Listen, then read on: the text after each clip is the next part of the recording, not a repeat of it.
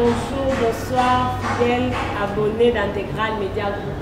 Partout, on a profité, on a souhaité une très bonne année 2022. En tout cas, que cette année soit une année de prospérité, une année de succès, de joie, une union sans Zambé, Azala, na Achamaboko, la Bino.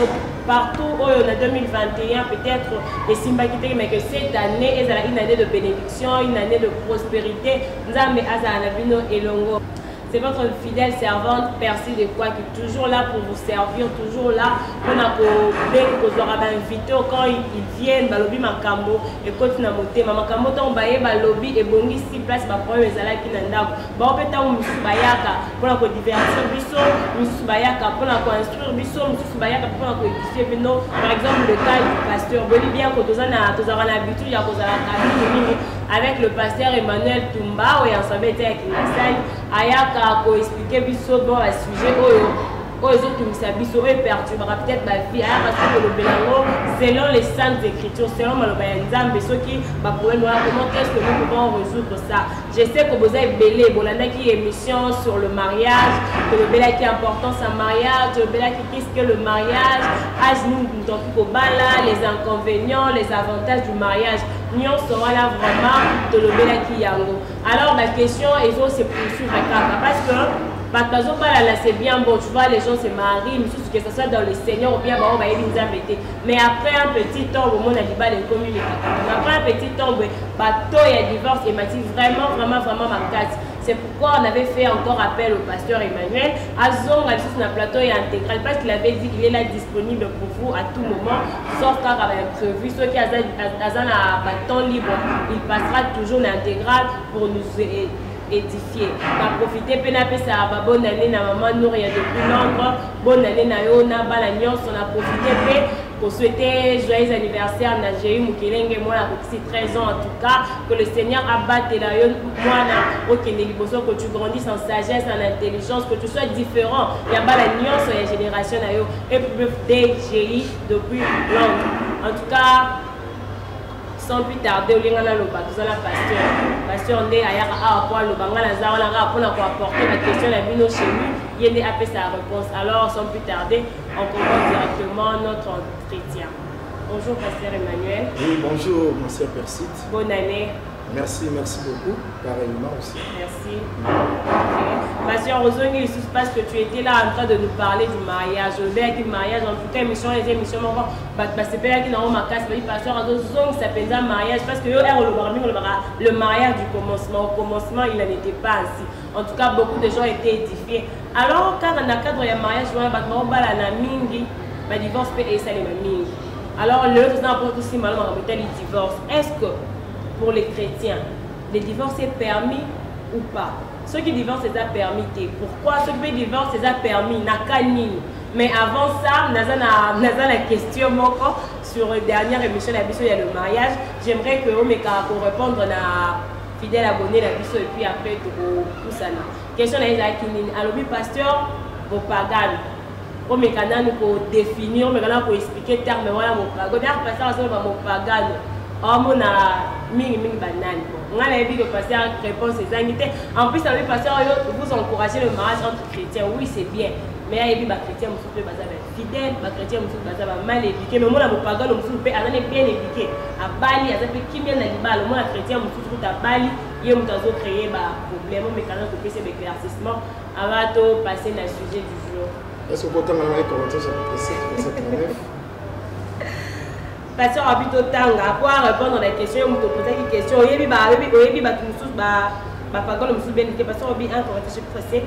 Oui, verset 39, je crois, sur le numéro 52. Verset 39.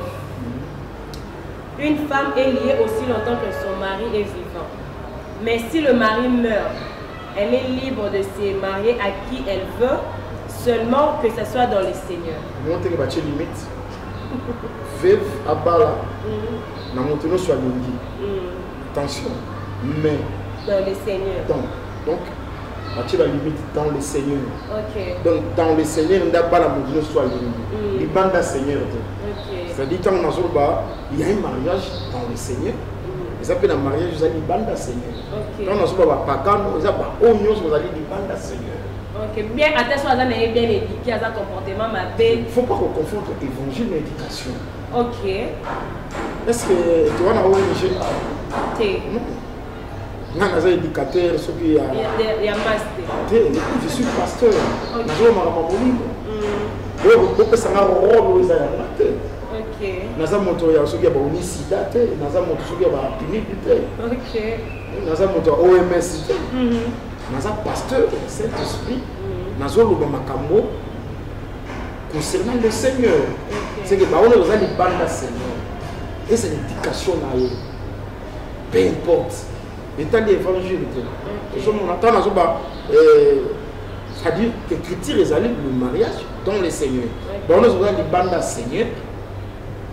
Mariage, on a et puis, il faut poser question que il y a des chrétiens infidèles. On les a chrétiens à combo. Ok. On a des chrétiens à combo. Chrétiens fidèles à la carte. Ce moment déjà, on a sambe la case fidèle, c'est chrétien. C'est un chrétien de nom. Il y a des chrétiens la vie. Na vie, na comportement. Donc, frère, on a soit mon chrétien fidèle. Allons na liste de chrétiens. Nous avons chrétiens, ils ont vie pratique. Ils ont dénoté. Donc, tu peux dire que battement, l'église, ils ont vie de refuge. Non, ils sont toujours pas bon côté. Toujours pas maintenant dans vrai sens chrétien. C'est qu'il y a un mariage dans le Seigneur. Mariage, c'est le mariage dans le Seigneur. Mariage aux alliés du banda Seigneur, on les a mariage, par exemple, mariage à païen. Ok, je pense bien que notre fidèle abonné aujourd'hui répond. Les pasteur parle du mariage dans le Seigneur. Alors, bien, nous tous sommes comme un chrétien, mais il faut retenir par exemple peut-être comportement. Mais il faut retenir un comportement parce que à te mêler vers la église, on va tout ça. Et puis, ça chrétien, c'est parce qu'on signe la Bible. Tu as la salle libération. Non. Ok. Chrétien, ça vie. Donc, les chrétiens, ils ont des vie. Ok. Ils ont des comportements. Même dans le quartier, même dans l'école, même dans le comportement. Même au voyage, ils ont en Antioche. Ok. Donc, c'est pour la première fois. Qui triste, comment va se comporter. À partir du comportement des besoins qui combo. Ok. Ils ont été.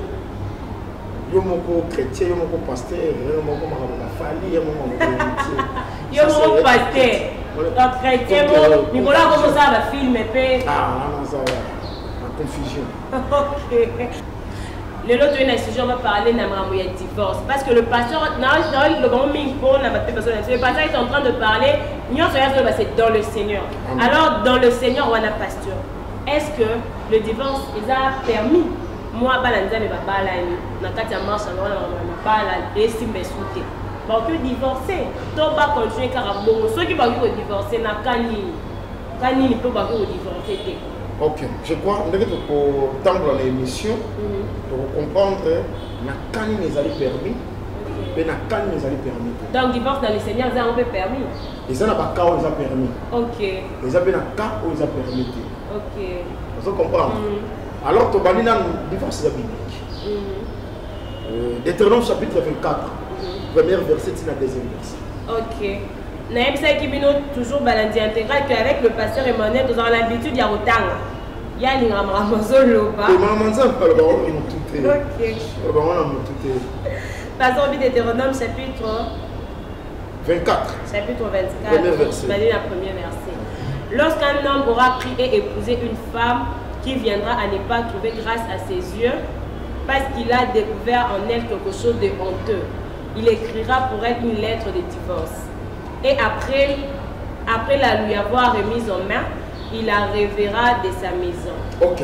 Dans le sens où le divorce, c'est biblique. Ok.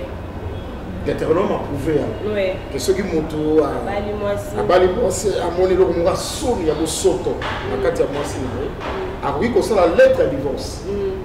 Puis après, si moi, si naïa, moi, si on avait appris que comme moi, si à moto, ok.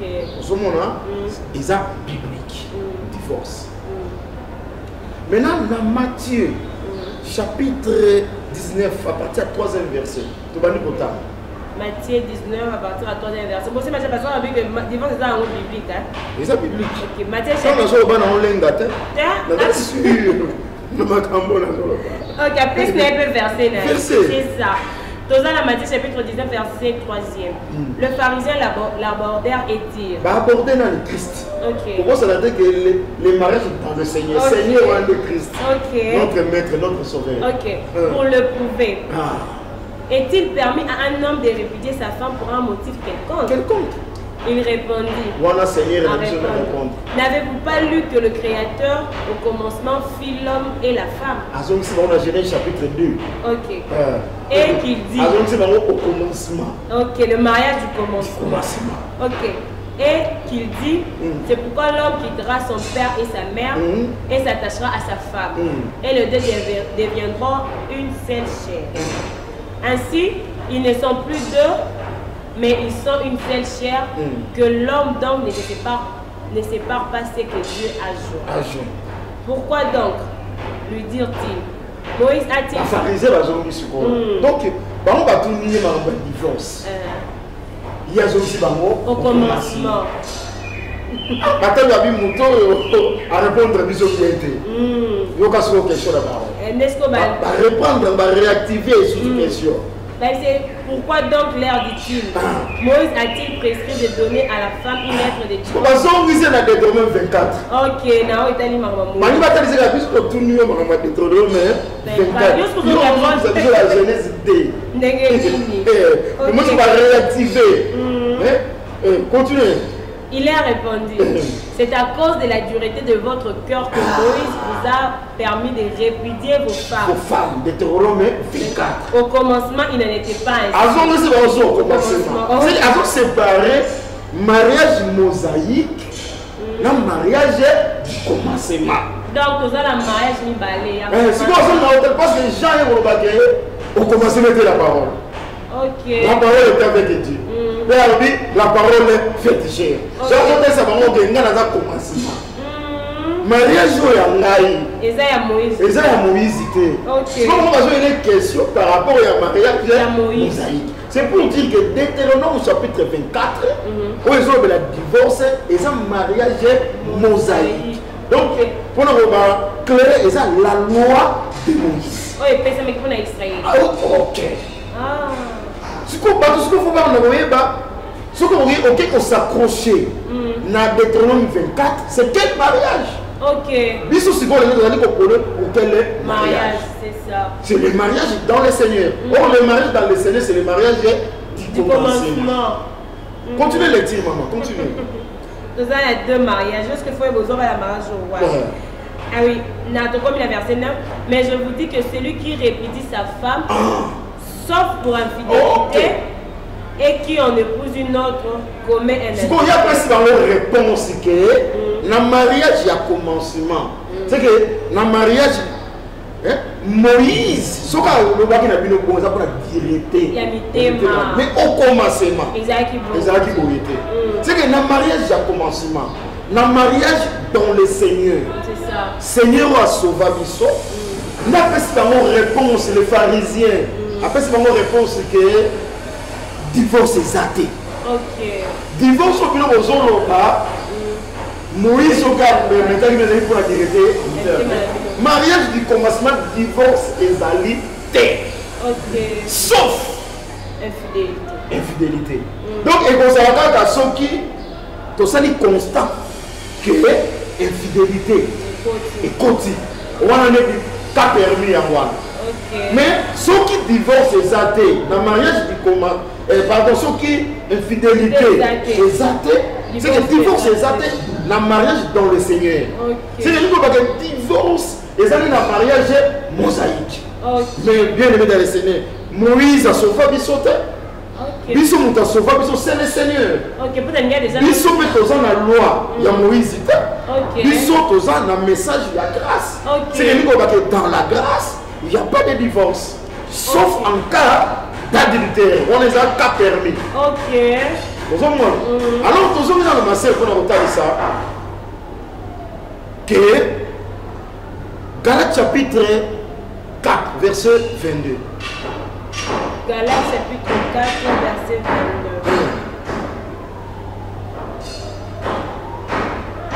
Je crois que prochainement, tu vas la polygamie. Ok. Car il est écrit qu'Abraham eut 2 fils. Un de la femme esclave et un de la femme libre. Donc, comment Paul a ça pour expliquer? Abraham. Bassimi Balé. Donc, continue, maman. Mais celui de l'esclave naquit selon la chair.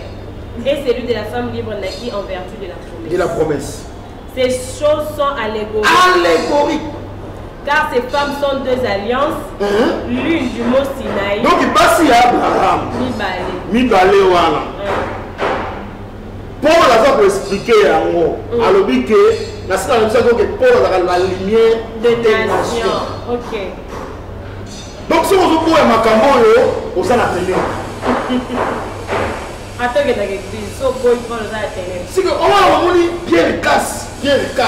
À cause de mon boulot. Pourquoi? Parce que, à se expliquer que ce qui Abraham a dit polygame, avec 2 femmes. Makambo, il a dit allégorie. Mais il a dit par image. Ok. Il a dit réalité.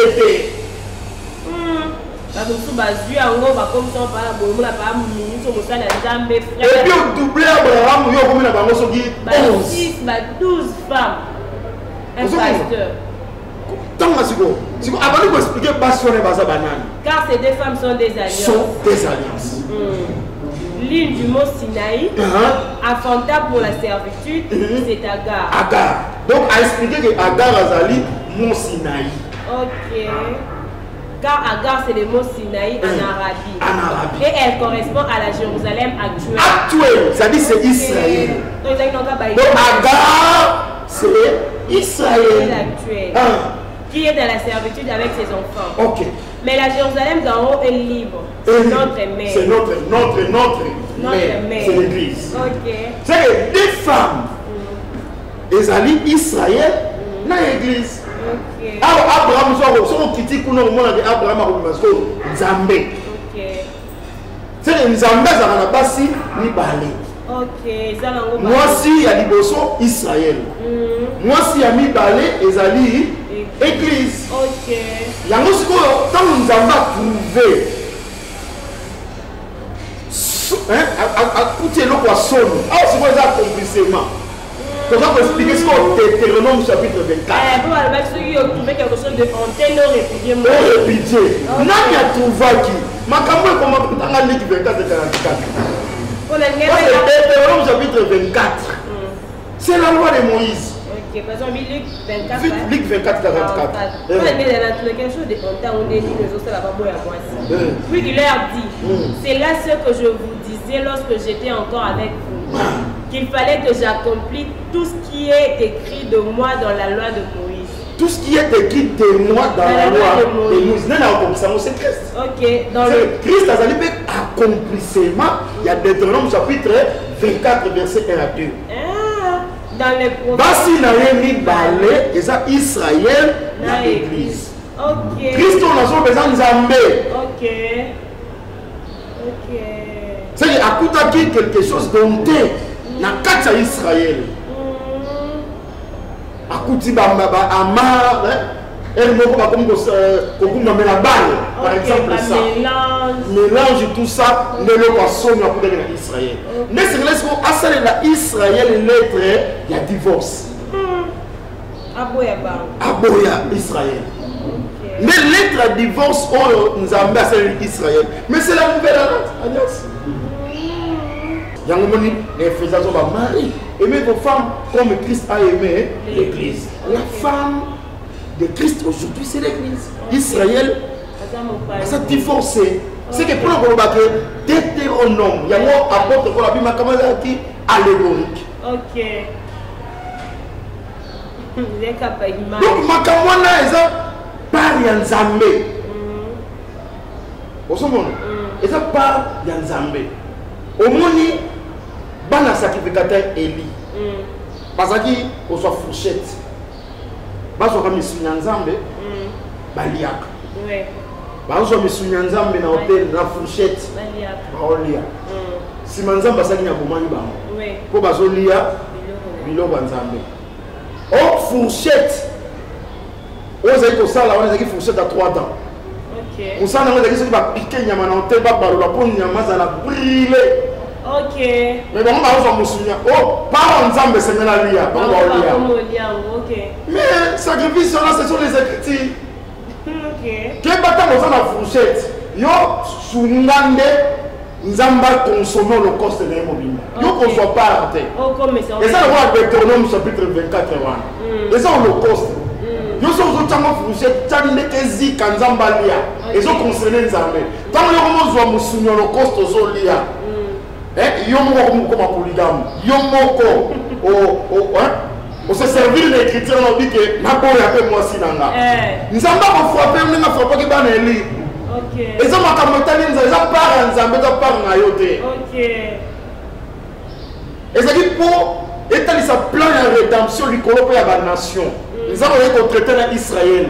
Mais nous avons la souveraineté dans ce qui a coûté le poisson dans Israël. À bord, il y a un peu plus de côté dans l'Ibar. Pour ceux qui nous avons le cas dans Israël, nous avons le côté dans l'Ibar. Donc, nous avons l'intelligence, nous avons battu.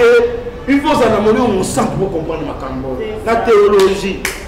La révolution, ma cambo. La histoire. Le livre, la Bible, autant de livres. Autant l'Ancien Testament, autant le Nouveau Testament. Par exemple, on a commandé de Genèse et de la cité pour les vraiment. Donc, la Bible, on a un histoire.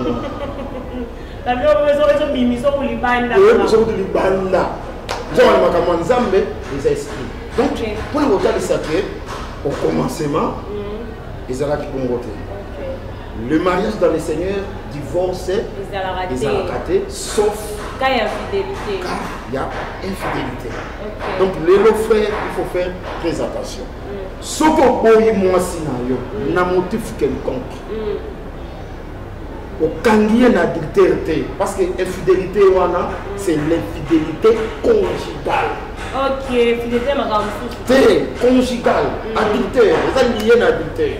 Donc, quand on dit moi si na yo na mobali mosusu na kawana lelo ndoko boya. OK. Mais ko boya epesa na ba condition pour tambola to koma oza ezaka te okola la boye olamuki oboye. Kasi obiso akanye na dictaire boye infidélité akanye na mobali. Maman zone nous lit chapitre 16 verset 18. OK. La sœur Luc chapitre 16. Chapitre 16 verset 19. 18. 18. Quiconque répudie sa femme et en épouse un autre commet un adultère. Donc, ce que vous moi si na yo, ok, au ju moi si mosus, au commet adultère, babo ya ka moi cité. Parce que mais le biso a la salle infidélité babo ya. Sauf en cas d'infidélité, mais en kuna ba robini na Luc 16. Et dans Luc 16, balobi, quiconque répudie sa femme. Ah ok, à ce moment ça n'est pas bête. Et en épouse un autre commet un adultère. Et quiconque épouse une femme répudiée par son mari commet un adultère. On a beau y moi si n'a pas sous banambete. On a beau y moi si n'a pas songi te. Toi un té, babo à moi si pour na bogo de ma vie sauf en cas d'infidélité.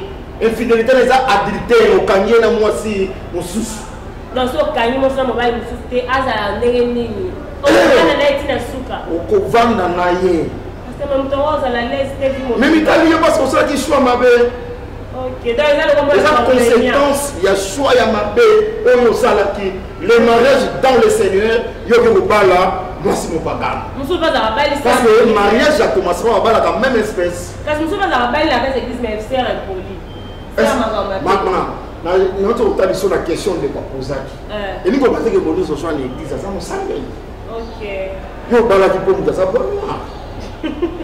yo bala ko la ki bassin c'est ça olanda ki matame so kota olanda ki nzela mine kasi vivre dans nzela mine OK yo kasi ki nzela mine ne comportement c'est ça et ça a conséquence so ko boyi aux mois si nous sommes commettre nzambe azotalo pena otanga totanga ba adultère na se ya moyo yo na kati tu vois conséquence ba adultère les années 1 Corinthiens chapitre 6 verset 10 je crois.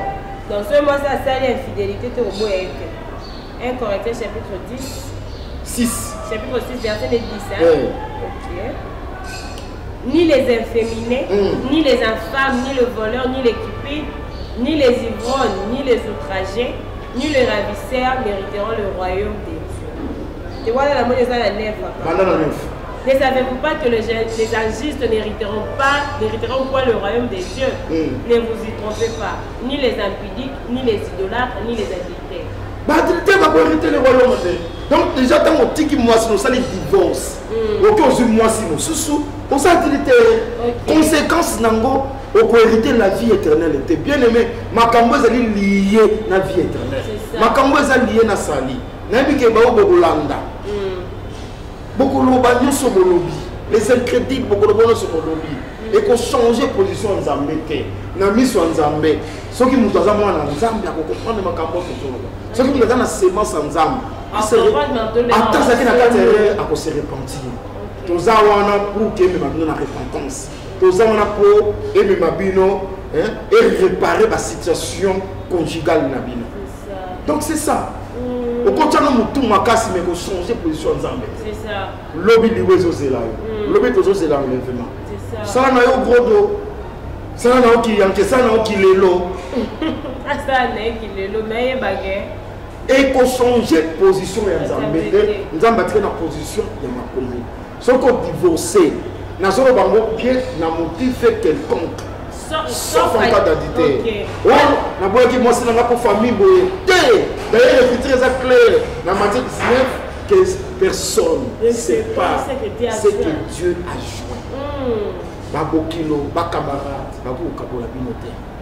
Mon frère so so bala qui moi c'est na yo. Ata ça bizale les mabe bongi ça. Et d'ailleurs ma sœur Percy, il faut évacuer bisus ko péché qui na Adam. Oui.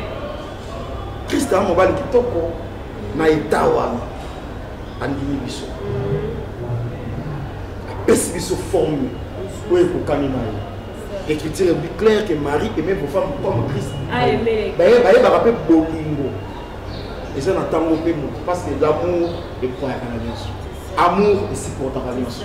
Soki oza na bolingo ya mwasi na yo kosupporte bafaiblesse na yo eloko ezoboma biso lelo kiyamke. Et là, les hommes sont complexes. Des fois, il faut que je supporte. Moi, si Aza, être mon corps faible, très faible même à contre pour la journée. Pierre, pardon. Au sommet, il faut que je supporte. Toi, Aza fort à supporter faible. Ce qui moi, sinon, ça l'est adultère. Adultère, on est à substituer. Il faut pas parler. Ce qu'on dit, moi, sinon, adultère.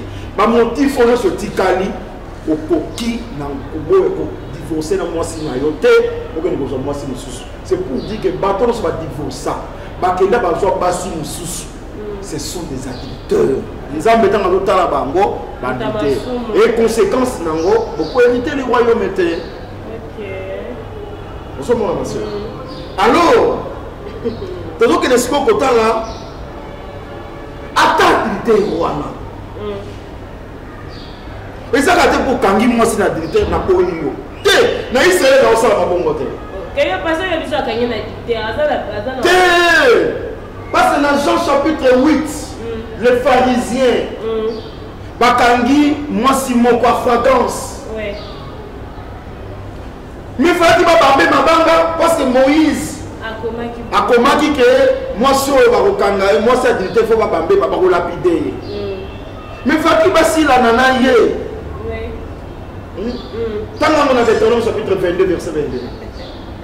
Donc encore un adultère en haut comme une sous là on va sauter à la réussite pasteur. Deutéronome 22 chapitre 22 verset 22. Si l'on trouve un homme couché avec une femme mariée, ils mourront tous deux. Tous deux. L'homme qui a couché avec la femme et la femme aussi. Tu ôteras ainsi le mal du milieu d'Israël. Ok. Donc, mon bal, on a une amoncia battu. Il y a l'ibal. Quand on a bino, na Israël, bino no sobi balé, ok. Pourquoi? Parce que na moi si na mon bal, ce sont les adultères. C'est des conséquences de l'adultère, c'est la mort. Ok. Il y a un moment où que les adultères vont hériter les royaumes. C'est l'enfer. Oh, l'enfer, c'est la mort. Ok. L'enfer, l'enfer c'est la mort. Elle est là comme la moto, moi dans 4 il fait moto et on a fait lui fait moto. Moi les sciences humaines. OK, d'accord, dans bon. Quelle affaire c'est la mort. Même la vie éternelle les alliés, même la mort éternelle les alliés. Ah, c'est ça l'affaire. Les gens appellent ça mignon. Bible a fait dans le seconde mort. Ils appellent ça mignon. L'enfer c'est la seconde mort. Donc si on a adultère, donc on couvre deux fois. Tous on couvre il y a nous autres, amna monsieur se reposer, poser le jugement.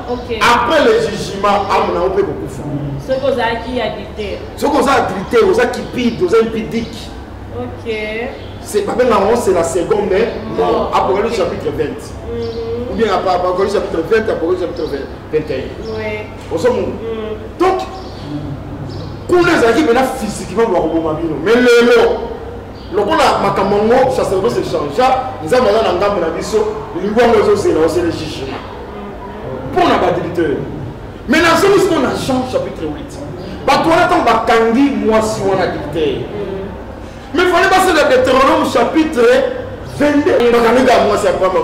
Au bas la kendawa. OK. Bah si bon, bakangi moi si on. Mais pas mon mari. Donc tellement Jésus a là qui est là, bah pas Jésus. Mais Jésus peut condamner parce que c'est la vérité. Jésus pas ça, à condamner. OK. C'est le monde à tout kangi. Donc on a quelque chose à tout tirer instruction pour moi. C'est que à tout kangi moi c'est ma fréquence. Au kangi puis na mo bali mikolo na ye. Et ça va être que yo madame ko juger condamner na pas yo. Non, il faut le cas Jésus. Oh là na pas Jésus, ta Jésus a le bani. Jésus a zali.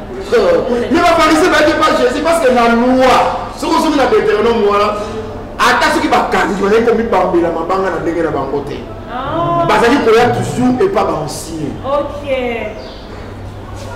Omoni bancien azali mpe na pouvoir. C'est que bango sikoyo ntango bakangi baye pa Jésus mpona koyoka Jésus azalaki ancien jour. OK. batala ancien akopesa bango nzela baboma ye to ancien akosala nini. Mais nzambe azwa lokumu parce que ancien asali mwasi wana ngo. C'est les les anciens, notre ville, qu'on est qui ville c'est l'église. S'il vous plaît, nous sommes le mariage dans le Seigneur. Nous tous nous sommes la kangi mwasi na ya fragance. C'est pas un païen. C'est un frère. C'est un frère.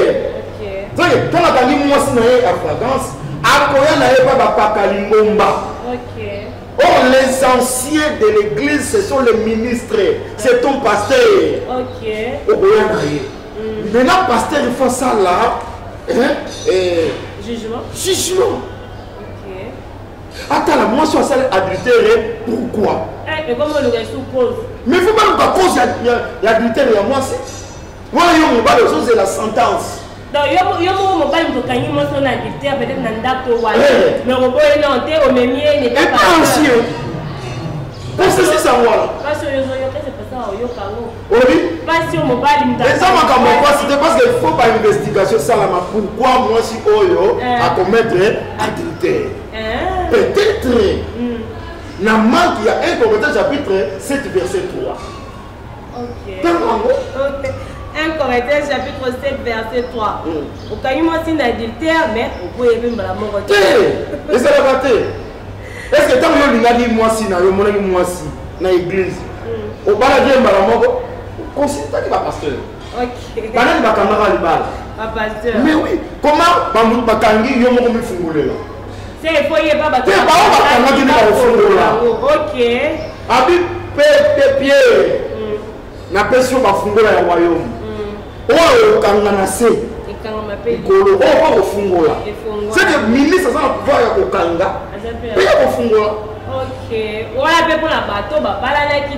Mais nzambe ba pambola ki ba ba on libala l'église divorce les assurer l'église. Divorce na tribunal. Divorce comment? Non. N'est libala ça même l'église. Divorce na activité s'il vous plaît. OK, na kam béatité et ça la m'appelle l'église. OK. Dans 1 Corinthiens chapitre 7 verset 3. Que le mari rende à sa femme ce qu'il lui doit, ou que la femme agisse de même envers son mari. Il y a un moment juge, il faut aller à mon bec. Donc, à ce moment, c'est en la vérité. Ok. Il faut se voir. Par rapport aux écritures. Et ça, c'est ma canicité. Par rapport aux écritures. Est-ce que. Que le mari rende à sa femme, c'est qu'il lui doit. C'est qu'il lui doit. Est-ce que moi, je suis à la vérité? Pourquoi c'est la vérité? Est-ce que mon bal n'a pas coupé ça? Oh, non, c'est Seigneur. Oui, Seigneur, il n'a pas. Continue là-dessus. Oui, Seigneur, il a les amis. Tom so. Misa Kokaouka. Moutou Katomi. Ok, toi, alors des pauses. Donc, comme la verset 4, la femme n'a pas autorité sur son propre corps. Et comment est-ce que c'est qu'il lui doit. C'est le mari et pareillement. Le mari n'a pas autorité sur son propre corps, mais c'est la femme. Ok. Ne vous privez point l'un de l'autre. On va se priver d'unité. Ok. Donc, ce qui lui doit y avoir. Si c'est né d'un commun accord pour un temps, afin de vaguer à la prière, puis retourner ensemble. Oui. De peur que Satan ne Satan! Parce que moi, ça peut commettre pas d'unité, Satan ne l'a pas dit. À tomber, ça n'a pas été. Mais ça, la volonté n'a été. Moi, ça va te battre. Satan a tenté. Pourquoi Satan a tenté? Satan a pu fenêtre. Parce que mon père est coupé, ça y est, il n'a été. Ok, moi, c'est quoi à côté? Donc, mon père n'a plus mêlé une autre. Ok. Je suis par exemple, il y a aucun à Paris. 10 ans. Moi, ça te fait la Kinshasa. 10 ans, c'est là. Ah, c'est là. Si on a Paris, on a dit que moi, c'est la Kinshasa. Ça a été. On a beau dire. Non. Les Arabes ont voté. Les Arabes ont voté. Il faut trouver ma cause. Il y a dicté Rwanda. On se comprend. Si tu dis, moi, si yo, mon bal naïe, attends aux arts, il y a des gens. Parce qu'on va en dar pour moi, mon bal, après ça, moi, c'est les autres. Moi, ça me dit, je suis fatigué. Je peux beaucoup travailler là. Il y a donc ma provision à congélateur, à mine qui va sucre coquille. C'est ça. Non. Le mariage, c'est pas ça. On va ça vaste. C'est ça. On dit que moi, moi aussi. On pourrait voir que c'est qu'on s'appelle puissant. C'est ça. Impuissance sexuelle. Et qu'on savoir ça bateau. Au bimana. Beaucoup de gens vite. Et keko. Ce qu'on voit ça dans ça. Satan, à cause de ça, Tanguy monté. Satan, c'est quoi ça dans la relation de on dit pas de peur que Satan. De peur que Satan vous tente par votre incontinence.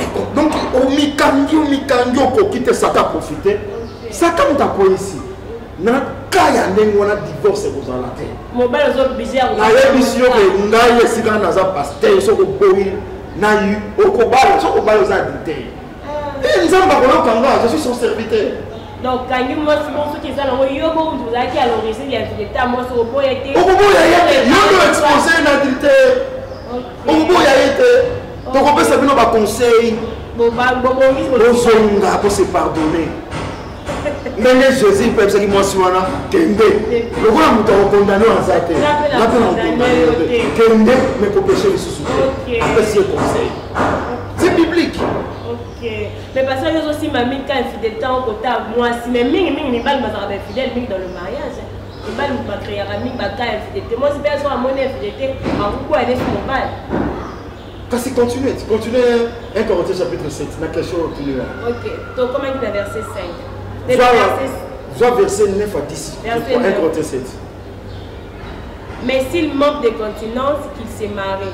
Car il vaut mieux se marier que de prier.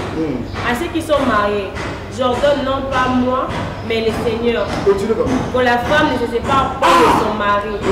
Si elle est séparée, qu'elle demeure sans se marier ou qu'elle se réconcilie avec son mari. Moi, si à Kabouana, mon balité. Parce que tu as toujours côté, moi aussi. Continue, maman.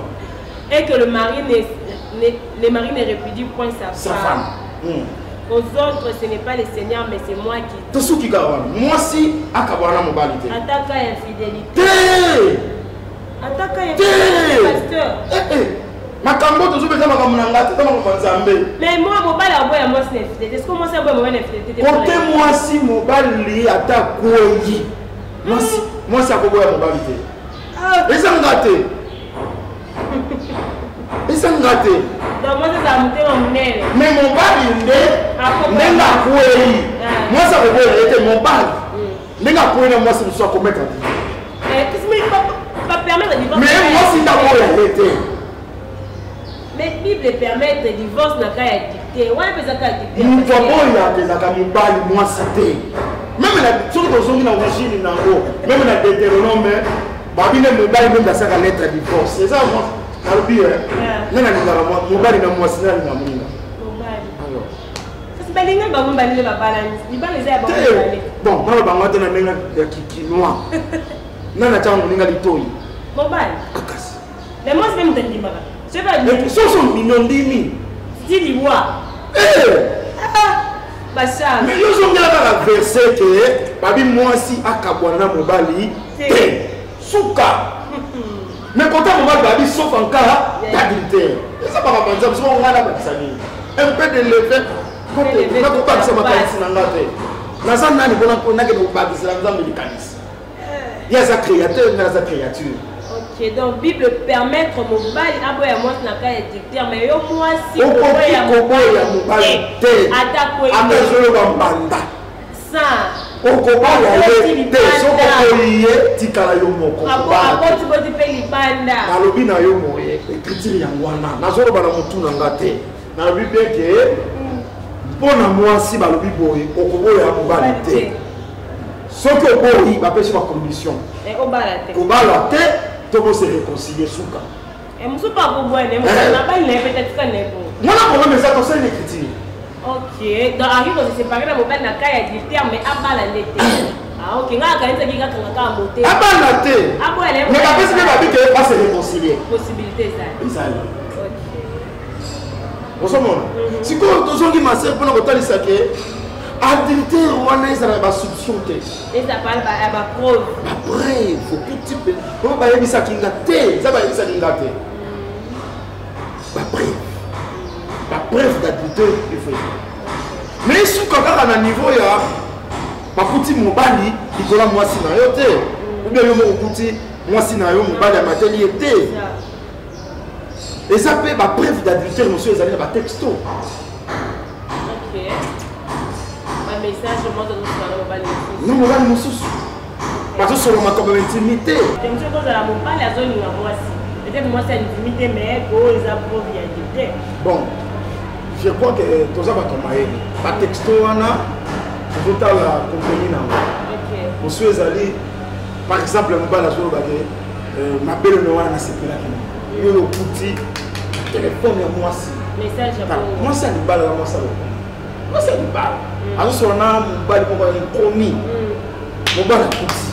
Mais ça c'est bon. Moi c'est c'est comme mon qui yango. OK. Mon qui yango. Yango c'est ali kalu lango pour ça moi quand elle ngalu lango te. Donc les kolobani. Faut toi ba maloba. Ba maloba na biso, c'est-à-dire moi c'est du bal. Donc déjà ba lingi yo. On peut s'accorder na yo oui. Tant que baba oui wana. O comme na mibali. OK. Et ça déjà dit. Oui. Attaque vous coucher ensemble peut-être juste le fait. On va clair, après mobali on a du péni na yé.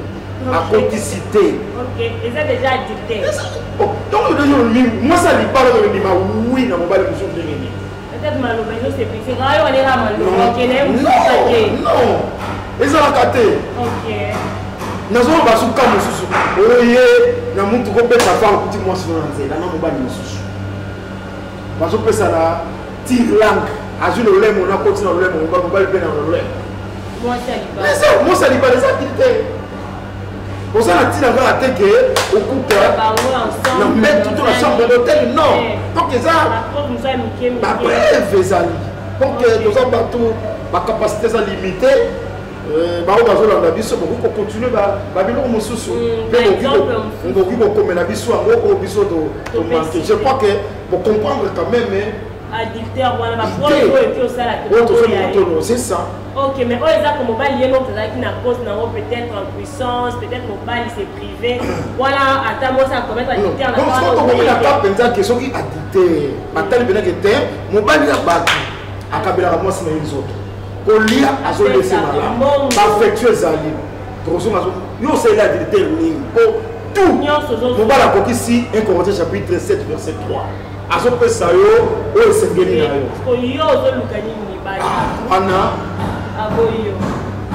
Ancien.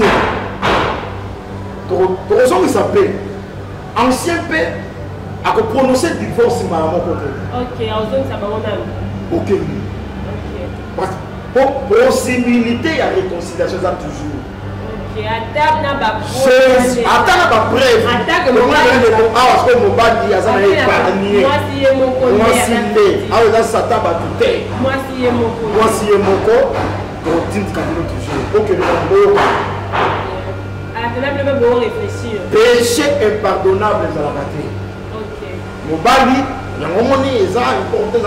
le mariage dans le Seigneur. Dans le Seigneur, le pardon permanent.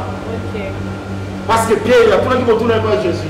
Donc on dit que l'imbisa mozala na biso na mukolo mbalaboni. 70 fois 7. C'est que le pardon est permanent. Vous comprenez? Et ça, on a même adultère, on pas de parce que c'est sa soeur, c'est un frère. À une sens, il y a pardon. À vous pour pardonner. On a pouvoir de mobile. Mais ce mobile a dit que pasteur,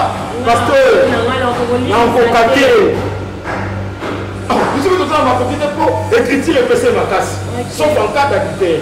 Na sima ko saba investigation to moni ke mobala batu asa na ina faute moi si mon nda to ko yesi ko nenge to kanga di bala devant le peuple to ko zonga devant le peuple to kanga di bala bolobi ke di bala to fo to lobi ke oyo o a di der salemi na côté ko la ça peut seul na kati église église peut ko punir donc on connaissait dans le divorce Église peut le voir la telle doctrine. Église peut sanctionner. Nous toi d'après les Écritures, pour communier les sous dans l'église. Pour excommunier. En cas de Bible, on va dire pour communier les sous. Donc on bengani dans le sambo. Et il temps qu'on bengani dans le sambo, sauf à ce que on a ma frère et ma sœur là. Ma frère et ma sœur on peut se battre en beauté.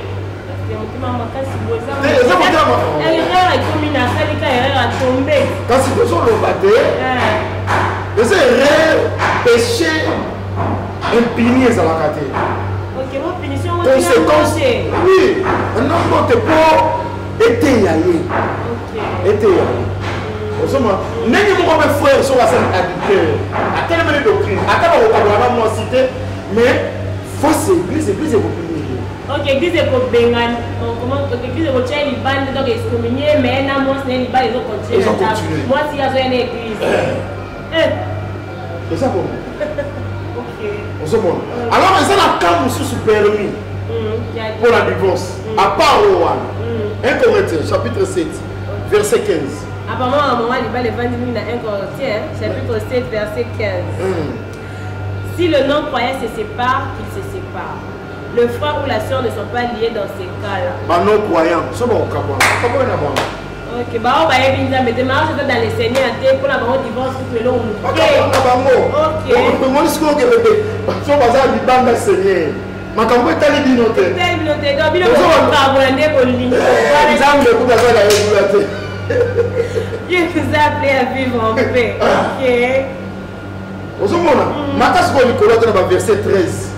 Le verset 13. Et si une femme a un mari non-croyant et qu'il consent à habiter avec elle, qu'elle ne répudie point son mari. Car le mari non-croyant est sanctifié par la femme et la femme non-croyante est sanctifiée par le frère. Autrement, vos enfants seront impurs. Non, c'est ce qui va. Pardon, maintenant on a 10. Vous avez 13, maintenant on a 10. 10. À ceux qui sont mariés, j'ordonne non pas moi mais le Seigneur, que la femme ne se sépare point de son mari. Si elle est séparée, qu'elle demeure sans se marier ou qu'elle se réconcilie avec son mari. Et que le mari ne répudie point sa femme. Aux autres, ce n'est pas le Seigneur, c'est moi qui dis. Si un frère a une femme non croyante et qu'elle consente à habiter avec lui, qu'il ne la répudie point. Et si une femme a un mari non croyant et qu'il consente à habiter avec elle, qu'elle ne répudie point son mari. Tout ce qui va. Qu'a permis nous sommes morts. Tout ça, un couple, soit que le bal est croyant, moi ça va non croyante. Ou bien moi ça va croyante, moi ça va non croyante. C'est comme ça. Ceux qui non croyants, à consentir avant. Oh, il semble la beauté. Dans la ticala, parce que moi, quand on a bango, a vu qu'on rejoint le Molinga. Et par on a bango, bazali sanctifié. C'est le niveau de ceux qui non croyants, à Monique, n'a pas. Croyant. À quoi boya? Voilà, divorce, on a problème. Et ça, on dit non. Mais ça, na croyante.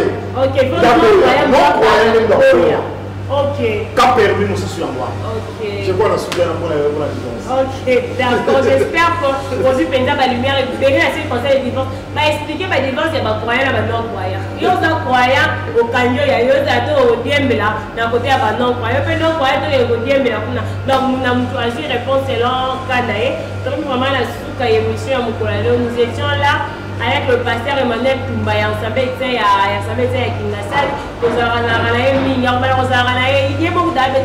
prochainement polygamie. La polygamie prochainement.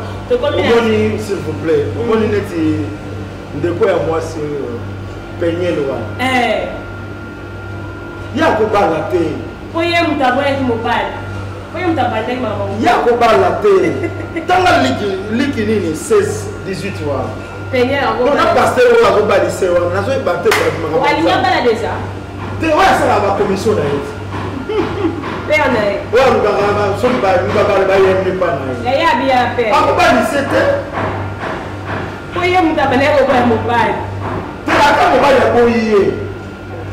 Tanga nanu. Lit combien pasteur? Tanga nanu. On va te faire la maîtrise en matière. OK. Parce qu'on est dans un livre chapitre 3. On va mémoriser mais vous ça quitter. C'est vrai.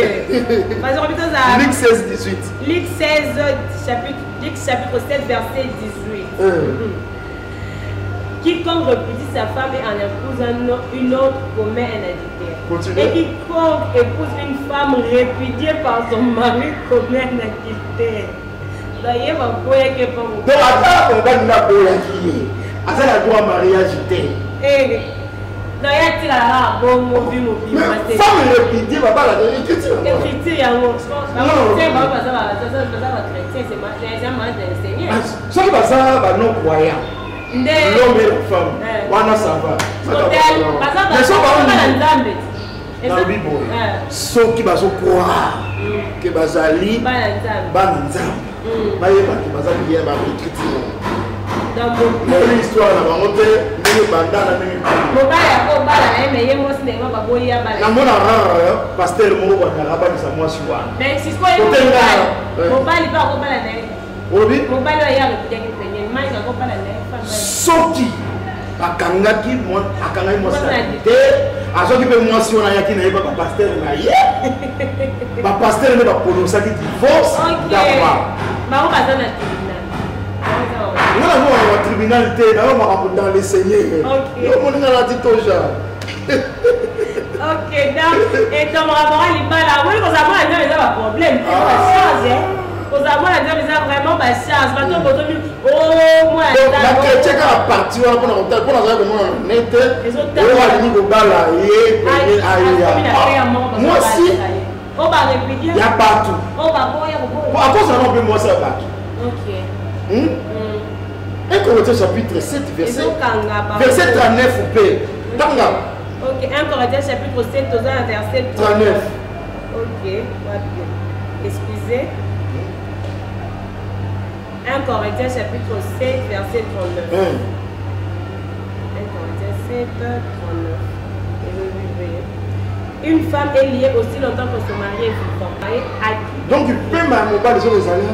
Les autres peuvent. Donc, à cause de la divorce, c'est ça fondé la Bible. Vous avez la lumière. Mais non, pas moi, le capable, mais pas une femme. Vous savez pas mari et femme. Donc, là, c'est ce que vous avez dit. Parce que possibilité, les hommes sont même tirés là. Possibilité de réconciliation entre les deux âges. Selon les Écritures. Oh, et ça, entre les deux partenaires, moi, on a profité. Ok, mais ça, on est Sophie. Ok, Mais avant ce notre lobby, même le frère, a oui beaucoup pardonner c'est malgré le monde des autres. Malgré ma fille, c'est digno. Le pardon. Biso m'a bien dit que ça n'y était chez ça pour pardonner.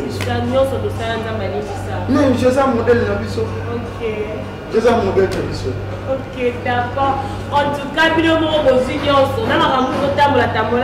pasteur a eu le temps de toucher ça. Je sais que vous êtes dans le pasteur. Alors, c'est pourquoi je vous demande de toujours rester branché sur votre chaîne intégrale média. Vos pasteurs à nos hommes, à Kaka.